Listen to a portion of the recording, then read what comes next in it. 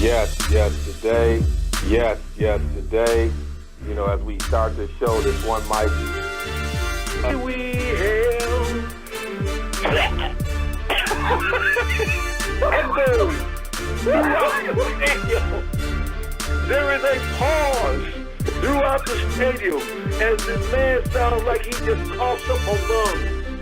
They're looking around. The Jumbotron shows and pans the cheerleaders, and as it goes down each cheerleader's face, each one breaks up into laughter, which at this particular time destroys half the stadium. The other half is still trying to figure out what the hell just happened. Does this guy need CPR or something? And then at that particular time, I lost it. Devon's brother. Today. Blog Talk Radio. Show this one mic. Phoenix is another place. They got a great training staff. They were able to breathe life back into Shaq. And if you can do that, people talk a lot about their training staff. Blog. Today, as we start this show, this one mic. Yes, today, as we start this show, this one mic. Woo, we got one for you tonight. Brought to you by our good people at Bowman Medical Group and Mind Match Development. Thank you all for supporting us through this journey. Oh my goodness, I don't know. I'm gonna say tonight. We got receipts tonight, y'all.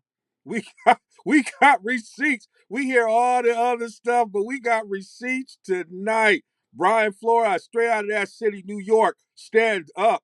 Let the people know what's going on, and we're going to get into that. We have a great panel on that. We got a lot going on. We got Tom Brady walking out, the GOAT. Oh, my goodness. I couldn't wait to get on here tonight, but I can't get into the show without bringing my guys back on and let me hear and bring them into the show a little bit. Let me start with that man from Chi Town, Chi Village, known as the Hammer. What's up, Carl? How you doing, Carl Hampton?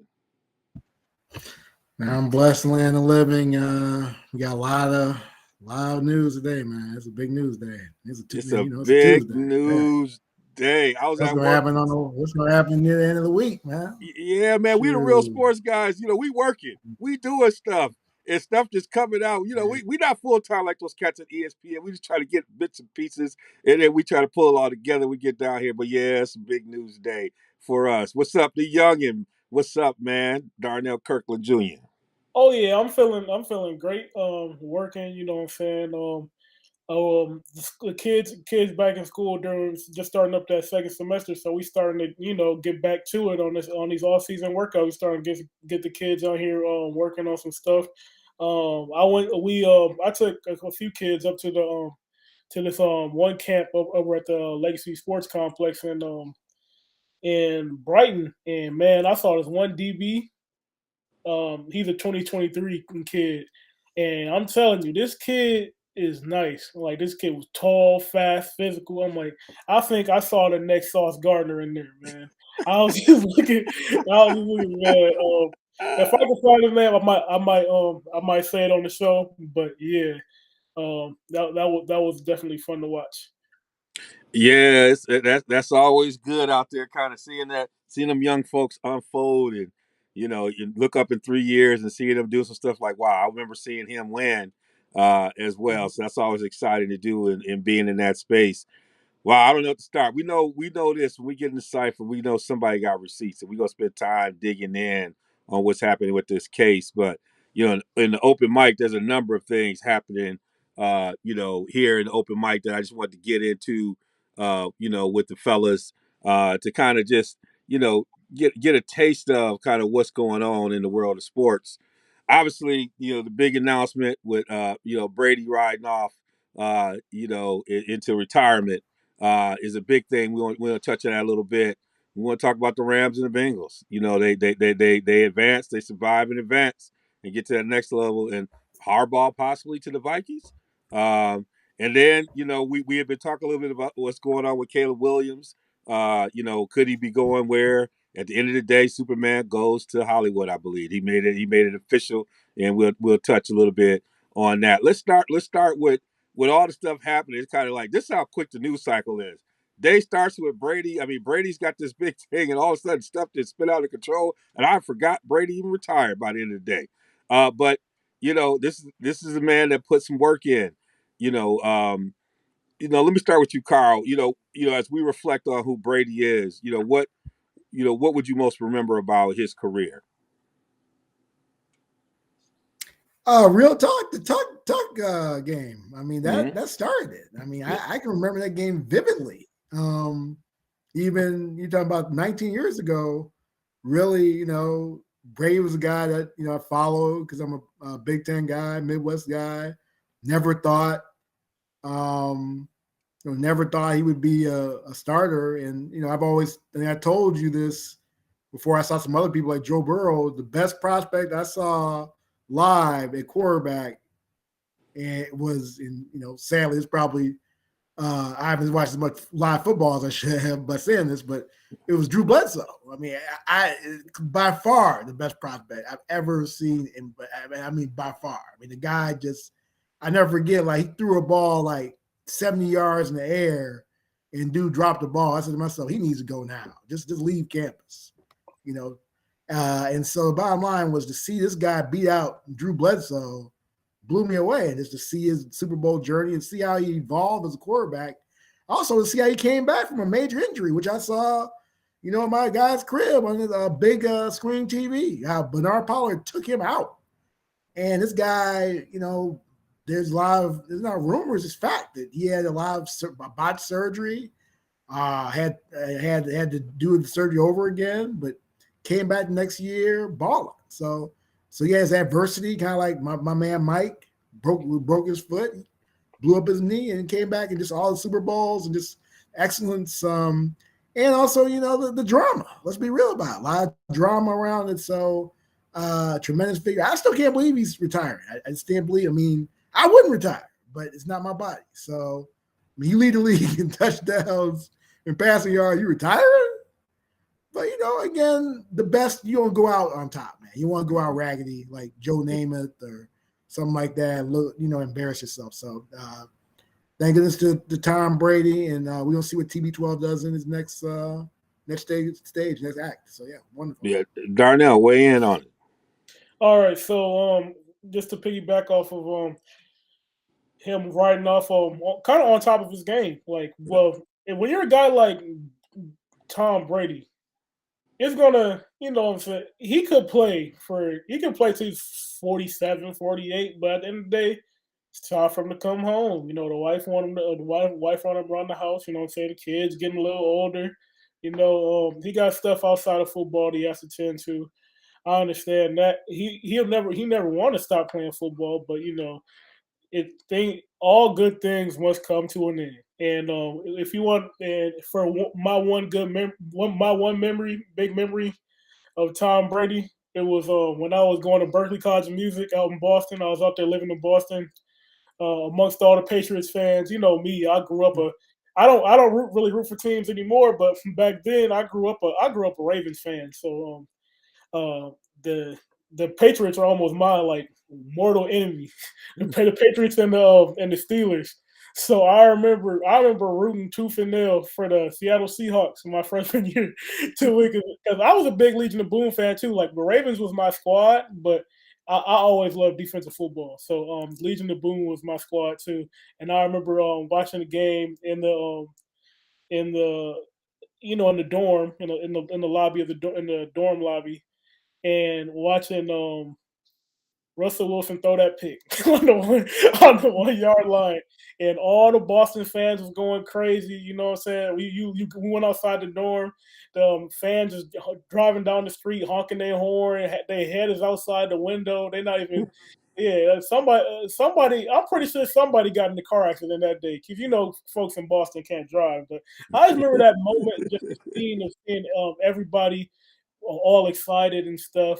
And that was year Darrelle Revis was on the team. So going to the parade because I was a big Revis fan. Well, I'm a big fan of defensive football. So if you're good and you're a defensive player, I'm most likely I'm a fan of it. So Darrell Revis, he came, he got his ring. I was happy for him there, and so I went to the parade, and that was really my big moment as as far as Brady and his career. Just seeing going through that ride of them winning the Super Bowl back in 2015.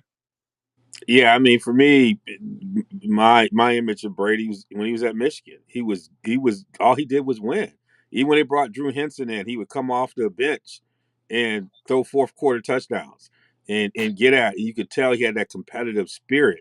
Um, and I was a big fan of him coming out of college because as a Michigan fan, you saw it up and close and personal.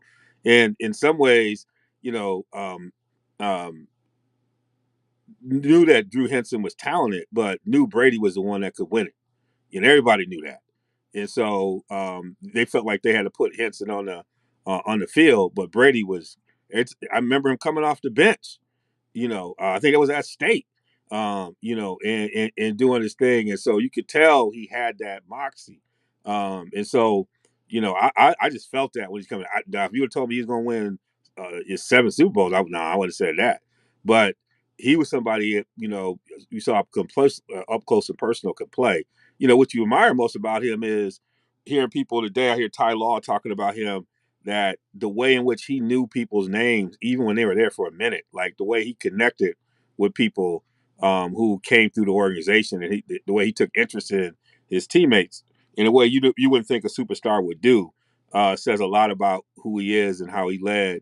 And you can see some of that even when he went to Tampa, when he changed organizations, continue to do those things. So, there'll be a lot about Brady. We'll have a chance to talk about that, as we move into off season and talk about where Tampa Bay might go. But, we had to take this moment to acknowledge it. And then, man, we got the Rams and the Bengals. We got two different stuff. So before we get in this, I got to send a shout out to, may rest in peace, Bill Bailey Sr., who is affectionately known as the food dude at Beloit College, the former director of food service.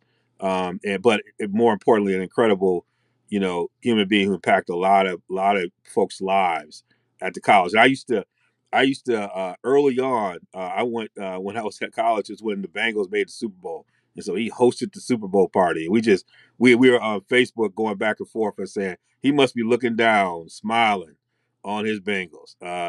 That was an incredible comeback. But one of the things I was texting back and forth in the group, you know, Joe Burrow is proven to be great, but man, Patrick Mahomes is, you know, I say he has what I call Steph Curry moments, Yeah. where rather than just making a simple play, sometimes you go with degrees of difficulty. And in a game like football, that stuff catch up to you. And I want to start there before we go to the Bengals. Darnell, let me talk to you. What happened to the Chiefs? Like, for people who have been watching this kind of slow fall, like, I don't think they're out of it. But what happened to them in that game? Well, really, in most of the first half, I didn't see because I was in the Zoom meeting tackling some issues we have over at the school. But Yeah. I saw the second half, and what I saw in the second half was they went self check, like you said, I love Patrick, that self check. they went self check, like Patrick Mahomes, like you say, he can't help it, like he can't help it. He wants to make the big play no matter what. He it it just like Steph Curry, in ways where you're amazed that he can make the deep shot 3-4 feet behind the 3 point line. But Patrick Mahomes, he always is trying to roll out, run around, try to find. You like somebody's going to break over sooner or later. But then the Bengals, they kind of use that to their advantage. Like they stopped really trying to pass rush for real. Like Yep. they'll drop 8 sometimes. They wouldn't even rush. Like their pass rushing philosophy in that game that I saw was they used the old mush rush kind of strategy, kind of like what Saban. I think was it Saban. Some the teams like 10 years ago was doing it to Johnny Manziel when he was at Texas A&M because they realized he's gonna run around. So and he's really trying to just break and chain. So the outside guys are just gonna they're not gonna rush hard. They're just gonna stay and just try to collapse the pocket, to make sure it doesn't get outside of you. But as soon as you get depth, just try to slowly close it in. And you saw that really start to bite the Chiefs. And one big sack from Sam Hubbard on that green dog. He came in at the right moment and just came in and got the sacks. But those moments, just like Mahomes, he's just holding the ball too long. My And goodness. yeah, that's really what I observed as far as the Chiefs' offense failing them. Yeah, man. I mean, it's there's nothing for that. Like the play at the end of the half, that's just it's as if you have so much disrespect for the team you play, you just think that's gonna work. It's like I'm gonna hit over Tyreek, he gonna figure out make it play. You know, it's like no time left. It's like it was almost an arrogance It is in a arrogant. sense. You know what I'm saying? Rather than like let's just kick this field goal and get in here But that's not Mahomes. That's Andy Reid right there. Well, I see you hit a point about Andy Reid. Like I watched Andy Reid in Philly. Think about this. Andy Reid done had Mahomes as a quarterback. Donovan McNabb. He done been to more conference championships than anybody. He got one Super Bowl show for it with two pretty dynamic quarterbacks. I'm gonna leave it alone. All right, Hammer. Your thoughts on just on the Bengals, right? Let's go to the other side. Like, how what Oh, are you seeing with it's them? amazing. Again, I think it's going to show again what I mean. I know Darnell's a defensive guy, but it's going to show really the premium offense, which is why I really question, not to go off tangent, why the Bears went with Eberflus instead of offensive mind, because you bring in Jamar Chase and you change that offense, and all of a sudden you're in SoFi. A 3.5 point underdog for the title after being at 4-12 and your quarterback going down with injury. So it just shows the importance of offense and defense too. I mean, again, but I think part of it, like you said, Mahomes was helping the Bengals defense. But the bottom line is the Bengals. I mean, they're a nice team with Mixon and Zuma got hurt. That's going to be a real big blow for them in the Super Bowl. Defense again, like I said, finally Eli Apple getting his due. He balling. Von Bell. I mean, they got a nice squad there. And the bottom line is that with I think with Cincinnati, is it shows how you can turn around a team with a quarterback and a dynamic offense in 1 year, and a dynamic play caller, a playmaker in Jamar Chase, who a certain coach said couldn't play wide receiver, who's not in football anymore. It shouldn't be, as far as I'm concerned. So, no, it's great for Cincinnati. It's great. It sets the thing again. It's the coastal elites versus the heartland. So you know where America's going to be at. They're going to be with the Bengals, but the Hollywood type's going to be with the Rams. And, I think the Rams are going to win it. No question about that. And the Rams going to win. I think Stafford really, like I said, they put together excellent defense. They're a balanced club. They're excellent defense. Jalen Ramsey's the best corners in the game, not the best. Bringing Vaughn, Aaron Donald, best defensive player in football, one of the best ever. Leonard Floyd. I mean, they just a nice squad, top to bottom. And then my man Eric Weddle showing again how to stay in shape, and he's balling and showing the young bucks that you can play safety after taking off 2 years. So it's going to be great. But the Bengals, I'm very happy for the Bengals, man. Zach Taylor, and it's wild that McVay's quarterback coach is in the Super Bowl. That's crazy. His pipeline is going to be just amazing. But one of these things, so there's a couple of things. And I'm not saying that Rams 49er game, the best player on the field still looked like Deebo Samuels. Everybody was scared of him. Like, he lived up to his name like Deebo. Like, everybody's scared. This is a cat walking in the corner. Everybody's scared of him. Devon, I tell you who wasn't scared of him. His name was Nick Scott. You see, he came over he came over the middle. He tried to come over the middle, and and Nick Scott made Ronnie Lott proud. Yeah, that was a great hit, but he got to him before he could see him. You know what I'm saying? It was kind of like the movie at the end. Like he got that hit on him before Debo could get his hands up. You know what I'm saying? Yeah, it's true. But when they was squaring looking at each other, he wasn't quite coming that way. He's still the scary cat on there. But I want to ask you this question, Darnell. You a coach, man. They always talk about these cats as boy wonders, and we'll get to this as we get to the Flores conversation. But between Shanahan and McVay, like the Rams won in spite of McVay. Like how many delay of games? Like what? Like you get so intellectually engaged, like you the boy wonder, you can't even get the play in on time. How many times did they get down to the? I mean, he lost timeouts. Like nobody talks He about that lost kind two of game timeouts. management. Talk to me, man. He lost two timeouts. Yes. Well, let me back up. He lost two timeouts due to challenges, and he lost another timeout due to them almost getting the delay of game. Like Sean McVay almost gave me a heart attack. I was rooting for the Rams to win so bad because I want to see Jalen win one. I want to see AD win one. But man,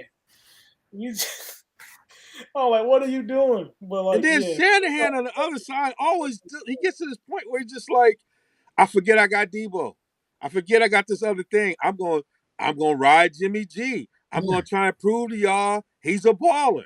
And it's like sometimes y'all out thinking the room. Y'all all these boy wonders. But yeah, on the McVay side, I mean the Rams almost won in spite of him. Like the number of times I sat there, I was having a hard time. I'm not a Rams fan. I'm like in fact, I literally said the referees gave him at least 3 down the stretch where it could have been like the clock was like almost like the zero was coming up, and Oh you yeah, could they weren't even tell. looking. They weren't looking at the no, clock. the They weren't zero looking at was the up. clock. There were a lot of No, the delayed zero. games in that You game. know, you get a zero and then you get a beat. I guess that's in the rule. I think that's actually in the rule book.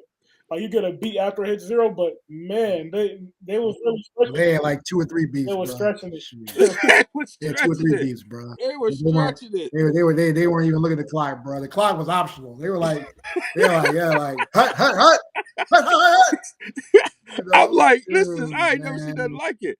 Well, they're both of them. Obviously, next week we'll get a little bit more to the, the details and the Super Bowl predictions. We'll get into that But I'll tell next you week. one thing about that game though. Yep. Jalen Ramsey versus Jamar Chase. That's pay-per-view right there.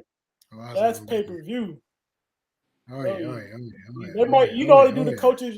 How they do on different channels on ESPN. Sometimes they do the coaches' view. You know what I'm saying? They might do the sky. You might have to have a separate camera just on them too. Like, this is have Revis and shoot Dion talk about Revis and Jerry Rice talk about mano. No, Chad has to be up there breakdown like they do. Chad Johnson over there talking. He can talk. And have Michael Irvin up there. Yeah. That's all he could talk, but he wasn't no Jamar Chase. I say this: somebody better be on ODB.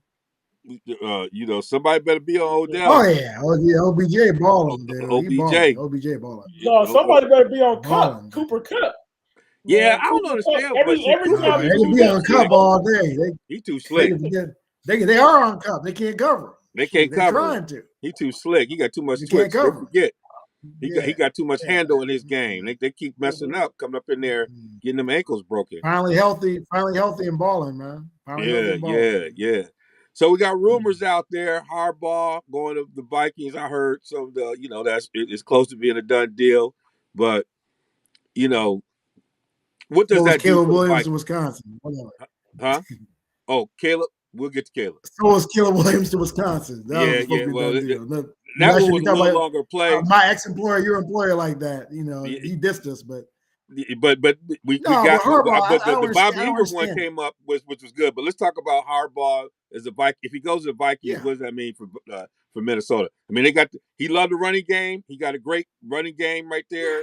I mean, Harbaugh. He'll come up with something. They'll be the favorite in the North, especially I think with Aaron Rodgers gonna be leaving Green Bay. I mean, I was listening to a show today. They're gonna have to cut near the whole damn squad to make the cap. And also Bakhtiari. They're talking about how he's in trouble as far as playing. I mean, I guess he had to drain his knee like 20 times during the week. So yeah, I think that Harbaugh with that team and bringing Vic Fangio, I think that defense underperformed this year. I think they'll be the favorite of the North right now.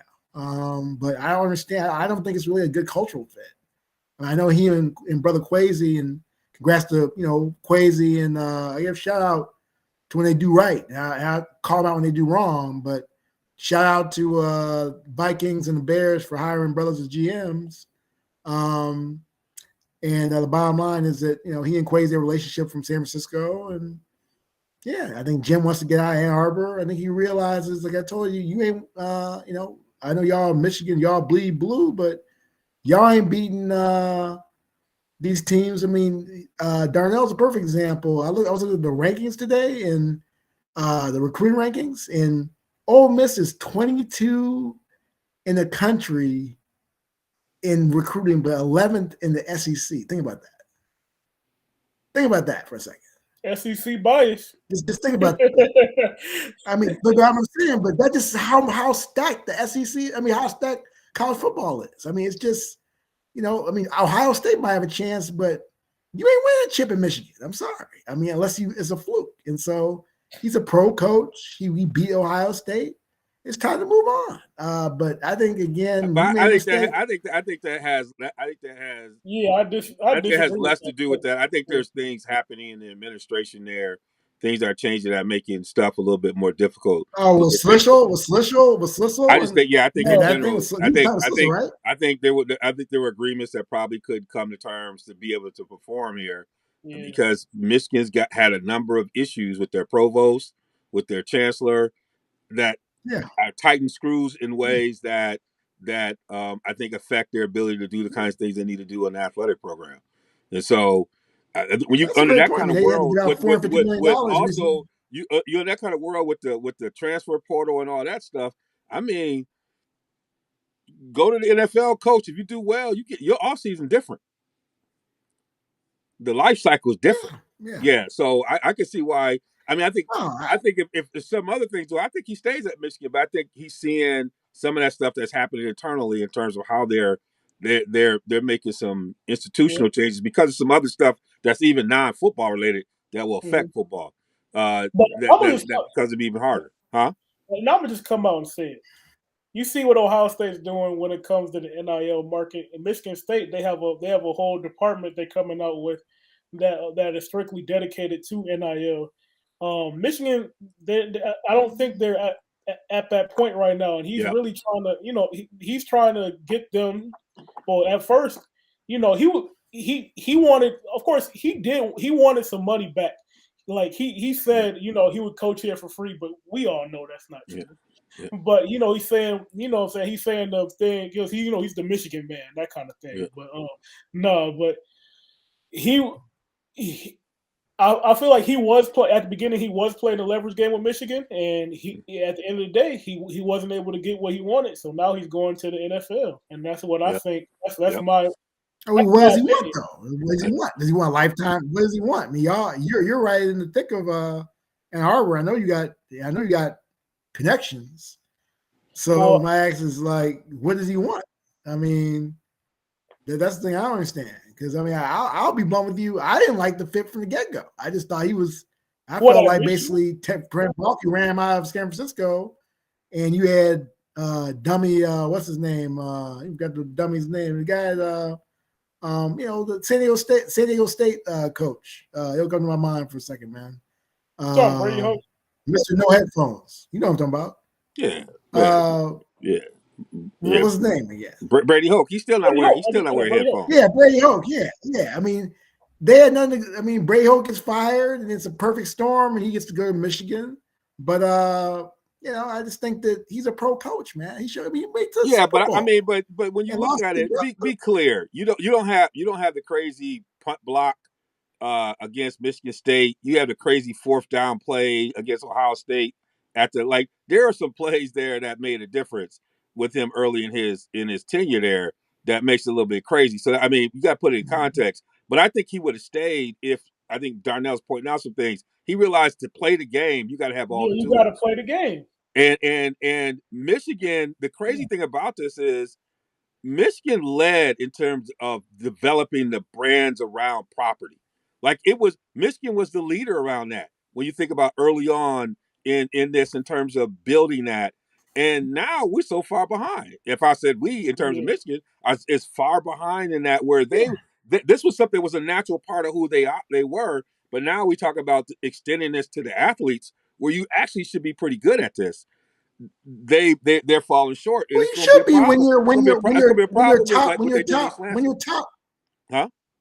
What? But when your top alum allegedly is giving out hundreds of $1,000s for people to lose in his own team, you would think they should get some NIL money That's what I'm out of saying. Miami But and get things going. But obviously they're not. So I mean, where they doing cultivate? You got some of the best alum bases.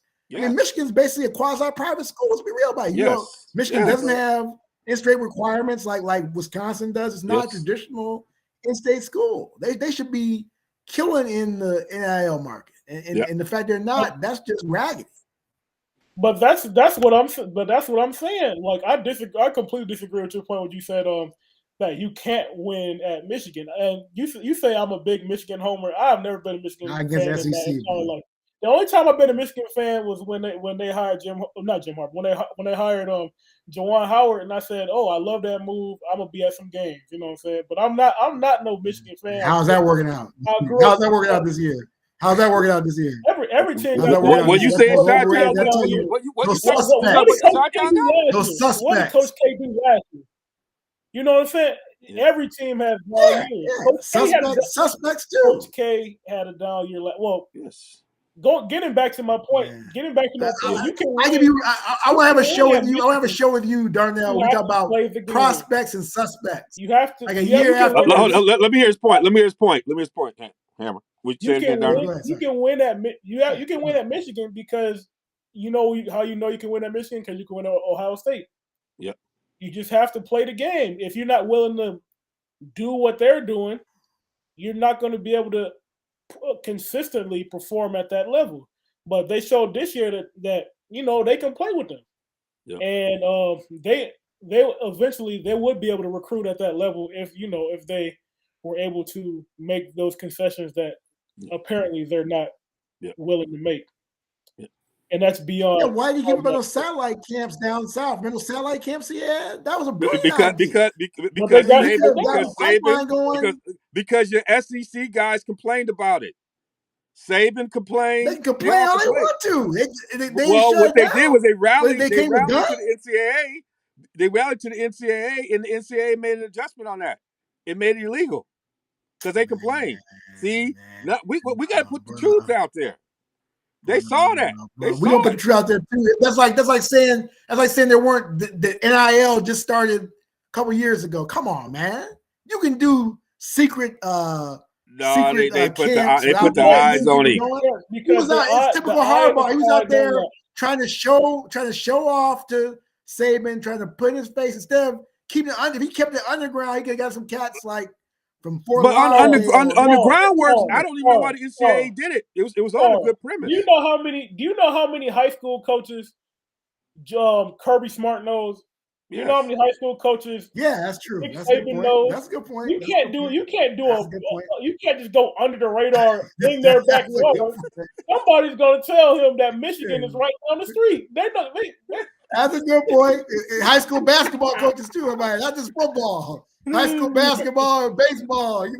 Kirby know them all, man. Kirby multi-sport. Yeah, you're right about that. I'm just talking, but I still think, like I said, it just shows like my point is that the SEC is so stacked. It's unfair, man. I mean, obviously all that talent's not gonna cultivate to being what it projects to be, but just when Ole Miss is the 11th ranked recruiting class in the country, and I mean in the SEC, and they're 22 in the country, that just tells you how crazy the Southern talent is, and how really we're at a disadvantage being in a cold weather state where we're gonna have a blizzard here, about 2 feet of snow in the next couple of days in Illinois. And then they down there and it's not running all day and running 4.2s and 4.3s. And but they gotta get a better pipeline. You're right, because Ohio State's getting these players from Fort Lauderdale, from around the South, and they should be able to get these Southern players. So yeah. But then to your point, Florida had Kyle Pitts, Kadarius Toney, all them Kyle Trask and them on the team, and Dan Mullen was under fire because he didn't recruit at a high enough level. While Kyle Pitts was on the team, like imagine that up here in the north. Like if he was at Wisconsin or something, there's like we're not recruiting. Well, they're fanatics down there. That's the one thing. Football. I mean, that's the one thing. Going to a game, like I told you, the best cultural experience I ever had in football was going to that Chick-fil-A Bowl. Ironically, with Joe Burrow, Jamar Chase, Justin Jefferson, Jalen Hurts, CeeDee Lamb, Kevin Murray. Just think about the game. It's unbelievable how much talent was on that team. I mean, on that field. That was a blessing. Looking at always a blessing. That was a blessing to go to that game. I mean, the amount of talent I saw live was just unbelievable. And the team that won, coached by one of the dumbest coaches in the country, and they still beat them like a drum. That goes back to this conversation I had on Facebook a month or so ago. They were posting a picture. It was a picture of Vince Young scoring in the championship game. You know, the 2005 Rose Bowl between USC and Texas. Yeah, it was a great game. And they said, "Oh, little do we know, we were watching the peak of college football." And then saying, one of my Facebook friends was saying that this is the peak of college football. We'll never see this type of hype and this type of talent on the field. And I had to remind him. I was like, 2019, we saw LSU and Alabama play in their rivalry game, and on LSU side, we had Justin Jefferson, Joe Burrow, Jamar Chase, Clyde Edwards-Helaire, Thaddeus Moss. You had Derek Stingley Jr., Christian Fulton, Grant Delpit, Michael Divinity. I literally rattled off like 23 NFL players just on LSU's team. And then go to Alabama's team. You had Trayvon Diggs, Mac Jones, Devontae Smith, Jerry Jeudy, Henry Ruggs. You know what I'm saying? Jalen Waddle, Najee Harris. You got all the offensive line guys. You go to defense. You still have Damian Harris. Damian Harris. No, Damian Harris is gone by that point. But if you go to defensive side, you got Christian Harris. You know what I'm saying? You had Dylan Moses. You had a whole bunch of guys that were stars in college. Well, Surtain was there that was Surtain's sophomore year. But man, we're going to look in 10, 15 years from now and say, man, look at the talent that was on the field that day. And I forgot about Tua. I mean, we got another one that, it was part of our conversation. And, Superman Goes to Hollywood, Caleb Williams going to SC, which, was the favorite. You would think from the beginning. There was a little bit of flirting in LSU and some other places, Wisconsin, with Bobby Ingram coming over there as an OC with the family connection was in it. But at the end of the day, it's hard. It never rains in Southern California. At a certain point, it never rains in Southern California. So I ain't mad at him. It's about Lincoln Riley. It ain't about Southern Cal. It's about Lincoln Riley, man. It's about Southern California. It's about the fact that but at the end of the day, I also think his dad's got a great first name. Carl Williams. Lincoln made a lot of hold it. Lincoln made a lot of promises to him when he came to Oklahoma. And then before he knew it, he was on his way to Southern California. So there's some trust issues sometimes with stuff like that. So you can't just lock it in. But he's there. I don't trust his business. And see, the one thing you read his Twitter. He said, if you read his Twitter, it's amazing. His Twitter is like, he says it's a business. I'll read this out loud. It needs to be read, man, because this is. Well, he went to Gonzaga. He went to Gonzaga in DC, one of the top independent schools in the country. He's smart. He said, I'm not a businessman. I'm a businessman. Oh, I saw this that. This guy's about business. And so he understands that Lincoln Riley has coached up Baker Mayfield, Kyler Murray, all these cats to Jalen Hurts. to superstar levels. And so bottom line is that you're gonna go with Riley because Riley's gonna make you the number one pick in the 2024 draft. And so that's why he's doing it. It's not about SC per se. I mean, if Riley had gone someplace else, he'd be right there. He was looking Riley, dog. I mean, I saw when he signed with if Oklahoma. Lincoln Riley, That was his rationale. would have His gone to the rationale was that Washington I'm Huskies, going with he Lincoln ain't Riley. going to Seattle. He ain't going to Seattle. He ain't going to Seattle. There's something that goes with SC. He know he gonna have some receivers. He know he go. It ain't just Lincoln Riley. When you at SC with the right coach, he gonna have receivers. He gonna have linemen. He gonna have tight end. Like it's a package deal, baby. And you got Snoop. Come on, man. And you got Will Ferrell. Again, You got it's the whole. Again, he was in Norman. It's the He was in Norman, whole Oklahoma. package. And If you that talk was about he would have gone to NILs. SC. You talk He was about in NILs. Norman, Oklahoma, Where's the biggest as a place to have freshman. NILs but What's in Norman, Hollywood Oklahoma connection? He got besides LeBron. oil? Come on, man. Dude, All you wasn't right, thinking that a year ago. So I mean, look at the connection. All right. A year ago, what he did? He's not a business man. He's a business man. That's beyond. And he beat out the so-called number one pick in the draft. The supposed to be number one pick in the draft. Beat him out, right? Spencer Rattler. Well, I would tell you this. So he's going with Lincoln Riley. That's what he's doing. And about all SC. right. Let's change a little bit. We got to get into the cipher here because we get to, let's go here.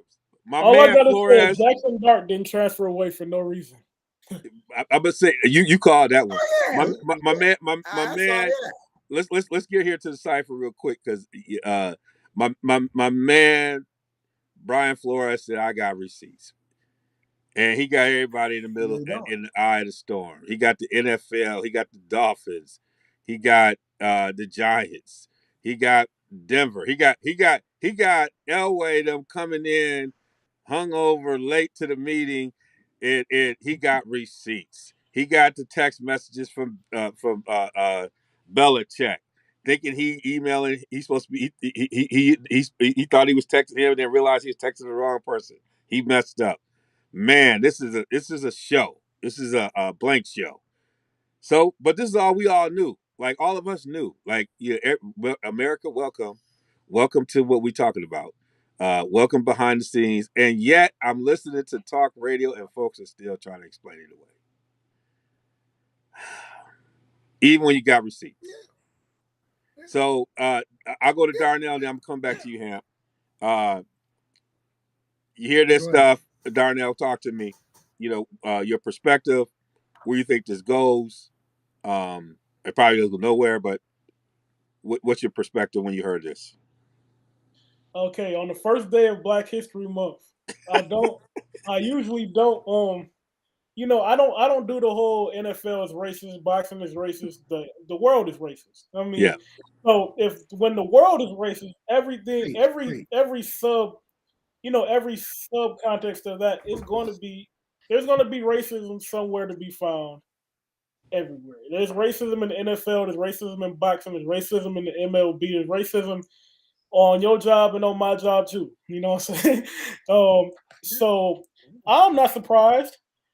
We've seen this man that's well qualified for one of these jobs, and seems some things always seem to go the other way. Same thing with Jim Caldwell. Jim Caldwell did a pretty good job coaching the Detroit Lions, and before that, he did a good job coaching the Colts. I mean, and he's nowhere to be found. When did Jim Caldwell get fired from the Detroit Lions? This had to be at least about 4 years ago. About 4 years, about 18. Yeah. He's still out of football. I mean, like this.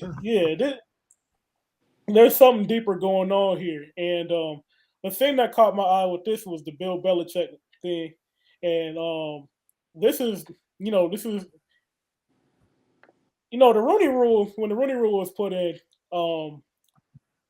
it was a good idea. It was a good step, but at the same time, we know at the end of the day, people are gonna hire who they want, and this this is pretty much what happened here with the Bill Belichick. Because if you don't know, Bill Belichick and Flores, they had they were texting back and forth, and Belichick Belichick texted him and congratulated him for being hired as the coach of the New York Giants because he had heard that he had been hired for the New York Giants.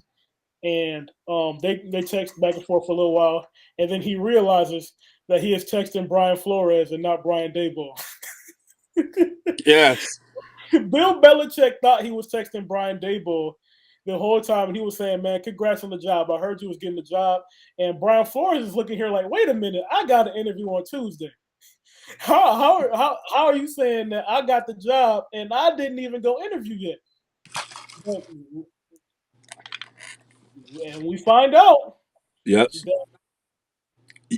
You hit on it so much. Already been given up. Yep. They're in this in the research around network analysis. There's this term, homophily. I believe that's how it is, where it's basically birds of a feather flock together, right? And that what happens is people reproduce each other because of folks who have shared cultural values. So when you hear the Giants' response to this is we have faith in our process in that we hired the best candidate. In that is a subtext of we hire somebody who shares the values we believe to have. And what ends up happening with candidates of color is they already are at a disadvantage because of the fact that they don't share those cultural norms. And all that stuff is the underbelly of this. And it's all the subtext about, all the different things that people do. And on top of it, there's this idea of sponsorship. So Belichick is the sponsor. And Belichick was, I heard you're going to get the job, which meant he talked to somebody. And he talked to somebody and probably signed off and stamped off on it. See, that's the part that people like Brian Flores don't get, even though he in the coaching tree. He don't get the brother-in-law. He don't get the brother stuff. He get the brother stuff.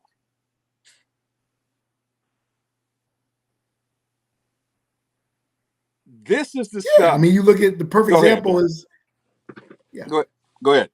No, again, it's systemic racism, as Darnell says. Nothing. I mean, just happens to be at the highest levels of NFL, and the Rooney Rule is a joke. We're the DEI practitioners. We know that they need to be stringent things as far as hiring protocols to really have, not just have one brother or one minority get interviewed. That's a bunch of BS. You need to have the pool to be diverse. The pool needs to be reflective of like a certain type of population, but then you have lawsuits related to quotas and things like that. But yeah, give a perfect example. We don't, and now going back to the Super Bowl, look at Zach Taylor. Who's his father-in-law? Who's his father-in-law? Y'all, you don't know it. You know that, don't you? Mike Sherman. That's how he got his job. Yes. That's how he got his first job. That's how he got in the league. And so, yeah. Who's the defensive coordinator for the Patriots? Steve Belichick. Let's go. Who's terrible. Right? Yeah. So the bottom line is that we don't have that. And so someone like Flores, who comes from a working class family in Brooklyn, he's at a total disadvantage, but just the arrogance. And, again, that's why Belichick was executive of the year, right? He knows what's going on. Yeah. That's why I got the award, man, because he knows what's going on. He knew the hire before the hire. You know what I'm saying? So he's the coach. So, yeah, we're not surprised. I just feel bad for Brother Flores because, I mean, I see him as going to be, sort of the Kurt Flood. Maybe they're going to settle, and he'll probably get millions of dollars, but he'll never coach again, which is really sad. Kind of like he was a good, inspirational coach. I mean, he was a great coach. The team was 1-7 and came back and won 7 in a row for it, brother. I mean, he fought hard. He didn't give up when they wanted him to give up. And there's a brother who should have gone 0-16 one year and went 5-11, and had his owner angry with him and angry to the point where he fired him basically this year. So we know the systemic racism, and the bottom line is that they're doing all these tough statements, but believe me, the worst thing, the word you don't want to hear is a rich person or any person, but definitely a rich person, someone to lose is discovery. Because when they discover something, it's serious. When they I discover, love having Hammer on here. discovery, that's when you end up with the John Gruden mess. And that's why it's real crickets about that law, because they're going to find some way to buy Gruden off, because if they were able to destroy his career with some texts that were even part of his, they were part of the Washington football team, Washington Commanders now, I guess they're going to be called, team, and find out, again, that he was a racist through another investigation related to workplace climate of Dan Snyder. I can't imagine what bombs are out there. I mean, people right now, they're shaking. They ain't sleeping tonight. They getting some melatonin. They down a whole bottle of melatonin tonight. NyQuil or whatever as much as they can, so they can sleep, because they shaking right now. Especially Steve Ross, if he had any sense, because if they can prove what my man said about Deshaun Watson, quarterback, undefined, and the money thing, man, he gonna lose the Dolphins. Real talk. The Dolphins have and they should make it a black owner, Robert Smith or Oprah Winfrey, something like that. Michael Jordan, yeah, Michael. Yeah, that's where you have to start having some changes in that ownership in what folks are like in ownership in the club. That's who what allows people ownership, Bond. Huh? Who allows people ownership? Who allows people in ownership? That's the current owners. Yeah, and so you got white boys like Cuban can't get in. We ain't getting in if Cuban can't get in. but the thing about Cuban ain't good enough for him. The thing about it is, Trump didn't get it. Yeah, Trump shouldn't get it. Trump had funny money, man. Funny money. Yeah, he was out there. He's out there giving you the banana in the tailpipe. They saw that. So the part that got me is the Denver Broncos. Now, they can't go deny it. You know what I'm saying? Yeah, why the brother lie though? Smelling like, looking like they've been out hanging out. That's that's the Rooney Rule personified. He's like, we got to go do this interview. Let's go drink tonight, get messed up, and we'll just go get up in here. Yeah. That is like that, and he got receipts. Brady. See, this brother from Brooklyn, right? He from New York. He got receipts. He ain't coming here. This is like an episode of Power. He coming in here with receipts like everything. And so I know they nervous because he might have recorded that conversation. They don't settle, bro. They ain't nervous. They gonna sell because everybody, what they say in the hood, everybody got a price. And I don't know if this brother got a price. Whatever it takes. Everybody got a price, bro. Everybody got a price. He got to feed his family. And he ain't feed his family in the NFL anymore. Yeah, but he'll put his money away. He made enough money over that money. They give him a nice eight-figure settlement, and he'll be a hero to people, and he'll have coaching camps and blah blah blah. But also, he can feed his family in Ann Arbor, Michigan. That's what everybody's saying. Come on, Ann Arbor.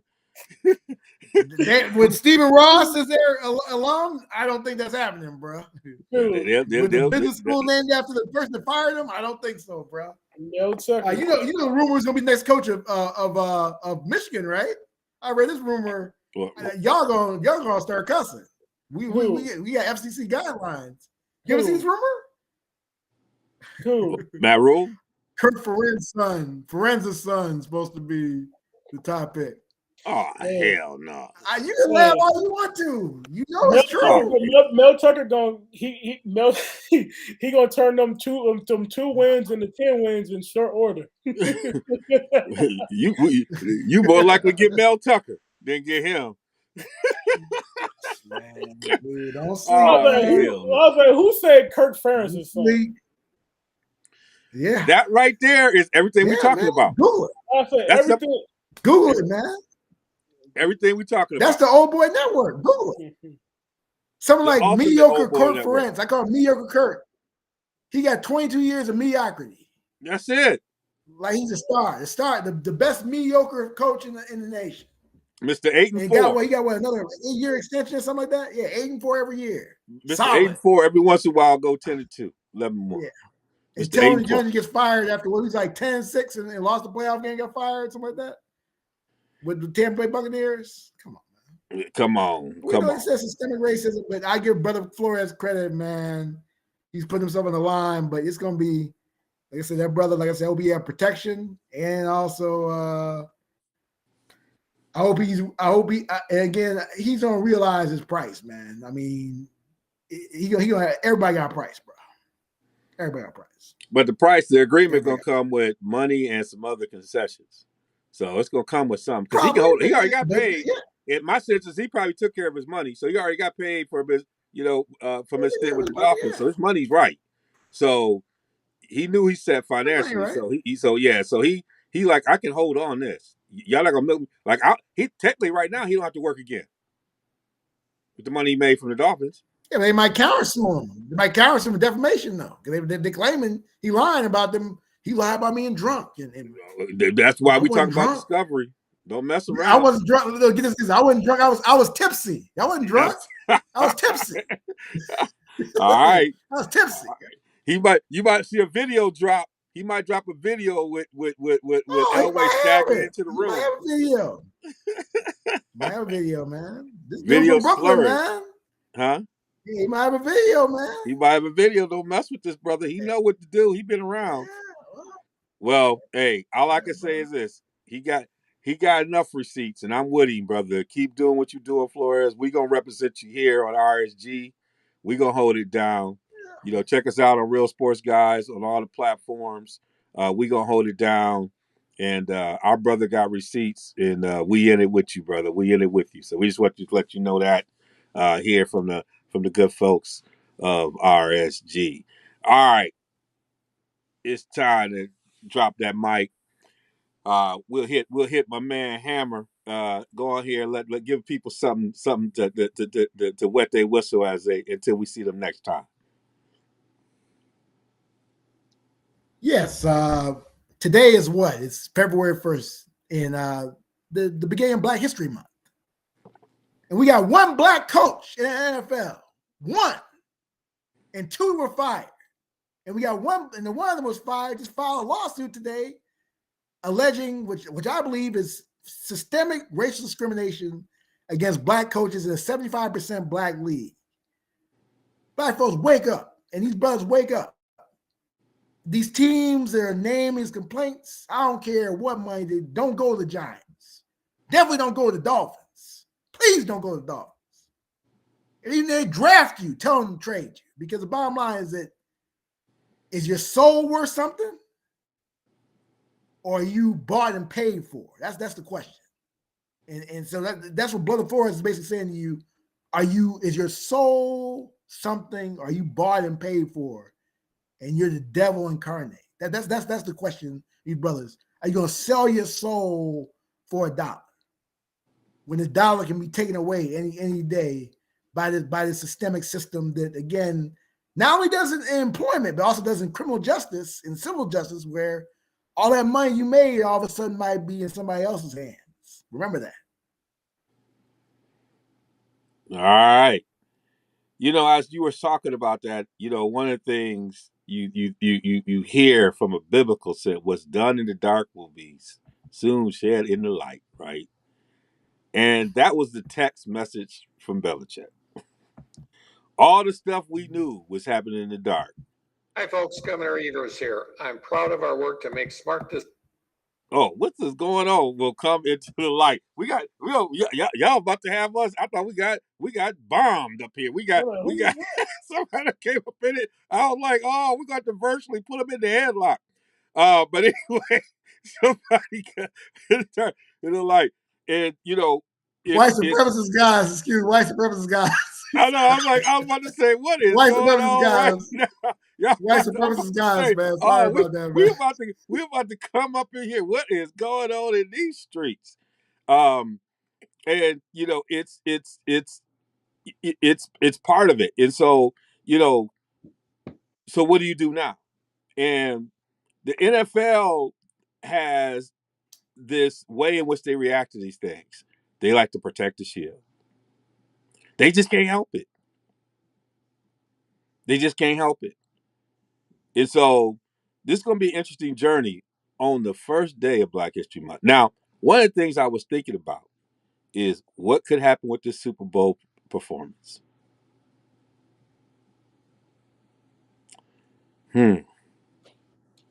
We got a Super Bowl performance. I'm interested in what might happen in this Super Bowl performance. Now, I don't think anything's going to happen, but something could happen.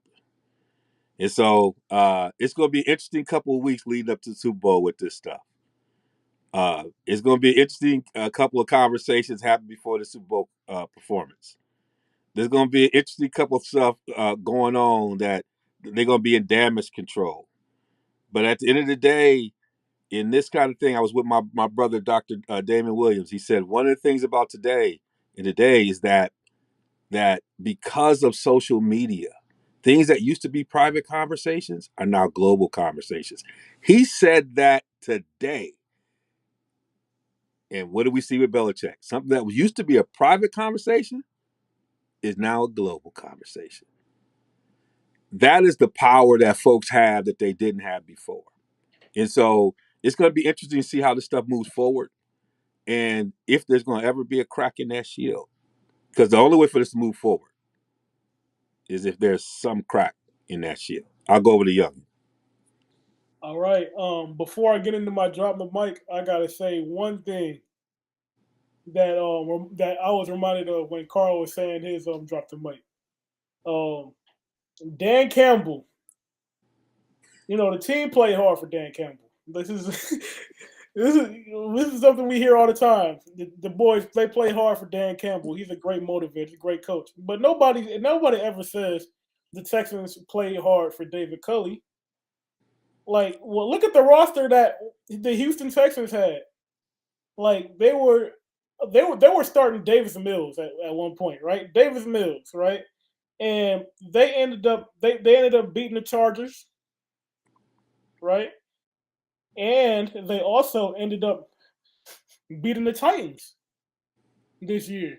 You know what I'm saying? They obviously were playing hard. Like he got them to play above themselves in certain games this season.